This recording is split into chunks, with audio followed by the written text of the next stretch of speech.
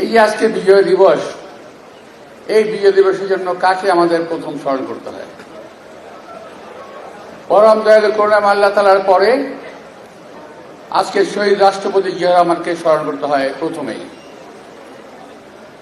শহীদ রাষ্ট্রপতি জিয়া রহমান স্বাধীনতার ঘোষণা দিয়েছিলেন। আমরা যুদ্ধ করেছি, এদেশের মানুষ যুদ্ধ করেছে, দেশ স্বাধীন হয়েছে। সেই কারণেই শহীদ রাষ্ট্রপতি জিয়া রহমানকে গভীর শ্রদ্ধার সঙ্গে আমি প্রথমেই স্মরণ করতে চাই। অতঃপর বাংলাদেশে যে সকল মুক্তিযোদ্ধা ভাইয়েরা প্রাণ দিয়েছেন দেশের স্বাধীনতার জন্য,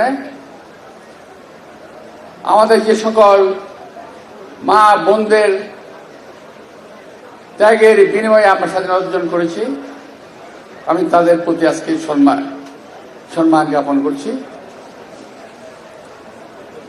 আমার যে সমস্ত সহযোদ্ধা ভাইয়েরা এখনো আহত অবস্থায় দিন গুজরান করছেন, তাদের প্রতি সমবেদনা জানাচ্ছি। প্রিয় ভাইয়েরা, বহু কষ্টের পর, বহু দুঃখের পর, বহু যুদ্ধের পর, বহু রক্তের পর এই স্বাধীনতা আমাদের অর্জন করতে হয়েছে। অনেকে ভাবেন, অনেকে বলেন তারা বাংলাদেশকে স্বাধীন করে দিয়েছেন। আমরা পরিষ্কার ভাষায় বলতে চাই, এই স্বাধীনতা কারো দয়ার দান নয়, এটা বাংলাদেশের মানুষের অর্জিত স্বাধীনতা। নজরুল ভাই বলে গেছেন কিছুক্ষণ আগে যে উনি খুব গর্ব করেন এই বিষয়টা নিয়ে। আমি সেই গর্বের কথা বলতে চাই না, কারণ আমিও সেই গর্বের একজন অংশীদার। সুতরাং আমি কথা রিপিট করতে চাই না।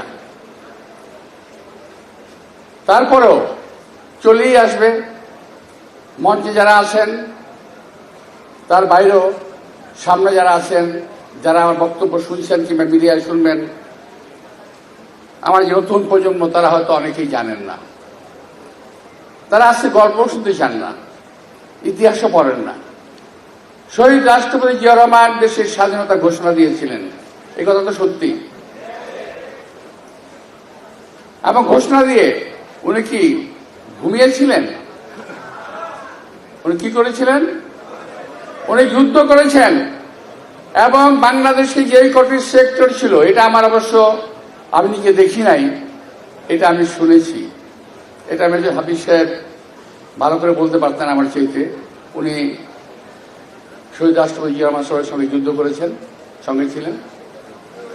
সকল সেক্টরের কমান্ডারদের অফিস ছিল ভারতের সীমানার ভিতরে। একমাত্র শহীদ রাষ্ট্রপতি জিয়া রহমানের অফিস ছিল বাংলাদেশের অভ্যন্তরে। এবং এই বাংলাদেশের অভ্যন্তরে থেকে তিনি নিজ হাতে অস্ত্র নিয়ে বাংকারে বসে যুদ্ধ করেছেন, মাঠে ঘাটে যুদ্ধ করেছেন। আমরা তার আজকে গর্বিত সৈনিক। বাংলাদেশে যে কজন লোক এখন পর্যন্ত বেঁচে আছেন, তার মধ্যে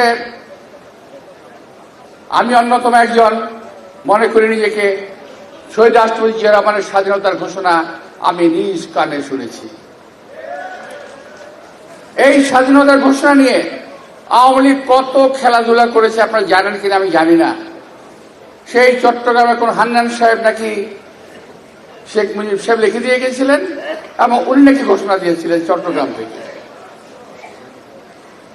আমাদের ভাবতে ভাল লাগে, বলতে ভাল লাগে, আমরা বুকের টোকা দিয়ে বলতে পারি স্বাধীনতার ঘোষণা শহীদ রাষ্ট্রপতি জিয়া রহমান দিয়েছিলেন। এটার জন্য আমাদের কোনো মিথ্যার আশ্রয় নিতে হয় না। অকপটে মুখ খুলে বলতে পারি, বুক খুলে বলতে পারি শহীদ রাষ্ট্রপতি জিয়া রহমান স্বাধীনতার ঘোষক এবং তিনি দেশ থেকে যুদ্ধ করেছেন। এর অংশীদার অন্য কেউ হতে পারে না। কারণ ওই যে কিছুক্ষণ আগে বলেছেন না আমাদের হাফিজ ভাই, থিয়েটার রোড আর থিয়েটার এবং সার্কাস এই দুটোই করেছেন ভারতে বসে বসে আওয়ামী লীগের লোকেরা। আর এই দেশের মানুষ এই দেশে বসে যুদ্ধ করেছে। শহীদ রাষ্ট্রপতি জিয়া রহমান এই দেশে বসে এই দেশেই যুদ্ধ করেছে। উনি পালিয়ে যান নাই, যে ভারতেও যান নাই।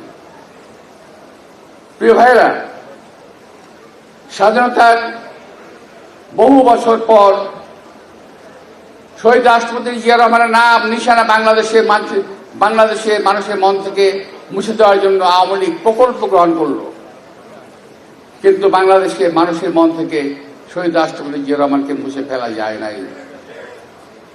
ইতিহাস থেকে শহীদ রাষ্ট্রপতি জিয়া রহমানের নাম মুছে ফেলা যাবে না। বাংলাদেশ যতদিন স্বাধীন থাকবে, ইতিহাস ততদিন শহীদ রাষ্ট্রপতি জিয়া রহমানের কথা বলবে। আওয়ামী লীগ না বলতে পারে, জামাত না বলতে পারে, কিন্তু বিএনপি এবং দেশের মানুষ এদেশের স্বাধীনতার ঘোষক হিসেবে শহীদ রাষ্ট্রপতি জিয়া রহমানকে জানবে। এটা বাস্তবতা। আজকে আমি অনেক দূরে থেকে ৭১ থেকে আমি একটু ২৩-২৪ পর্যায়ে চলে আসি, নাহলে অনেক দেরি হয়ে যাবে। ওখান থেকে হাইটে আসতে গেলে অনেক সময় লাগবে, আমি একটু অন্যভাবে চলে আসি। আজকে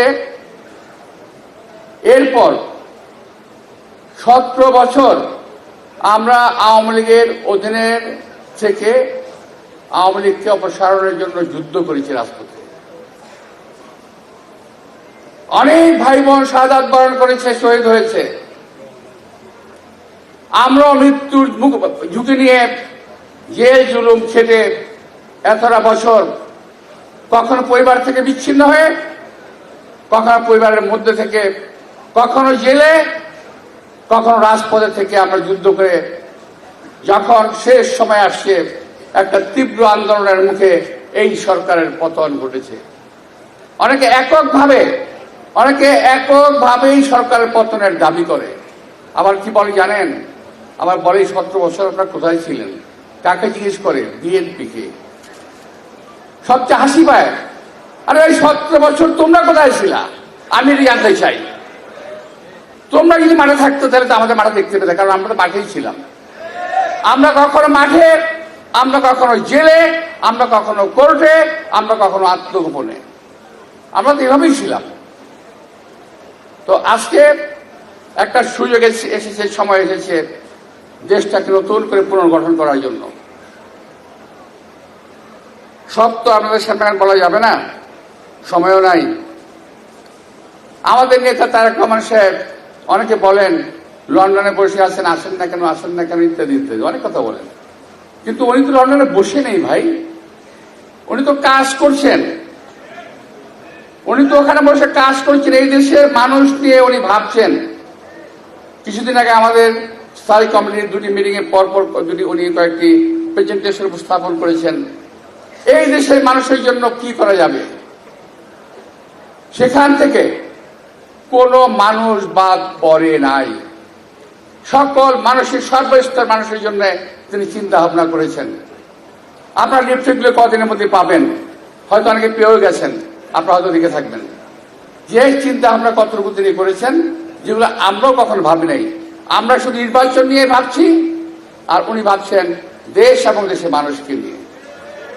সেই তারেক রহমান হলো শহীদ রাষ্ট্রপতি জিয়া রহমান এবং দেশনেত্রী বেগম খালেদা জিয়ার সুযোগ্য উত্তরসূরি আমি বিশ্বাস করি। এই দেশের মানুষকে যেমনি শহীদ রাষ্ট্রপতি জিয়া রহমান দিয়েছেন, জীবন দিয়ে গেছেন, শহীদ রাষ্ট্রপতি জিয়া রহমানের পর দেশনেত্রী বেগম খালেদা জিয়া যেমনি এই দেশের মানুষকে ভালোবেসে মানুষের জন্য কাজ করেছেন, আজকে আমাদের একটা চেয়ারম্যান তারেক রহমান তাই করছেন। আমরা তার আগমনের অপেক্ষায় আছি। ইনশাল্লাহ তিনি আসবেন 25 তারিখে। আপনার সঙ্গে দেখা করবো কয়েকজন লোক মিলে, কি বলেন? তাই না? কজন যাও বলেন?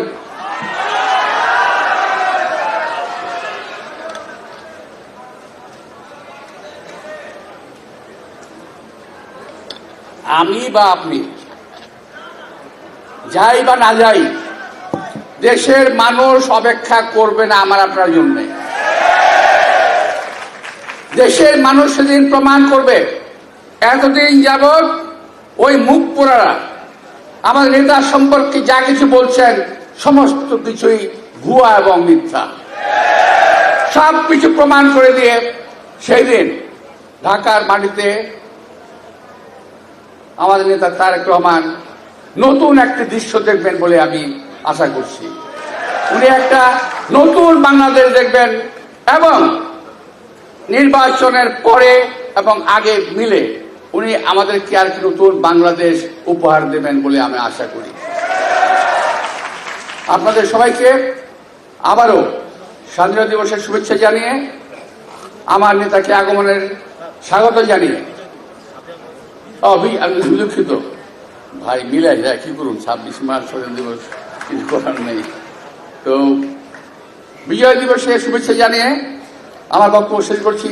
আল্লাহ হাফেজ। বাংলাদেশ জিন্দাবাদ। আসসালামু আলাইকুম।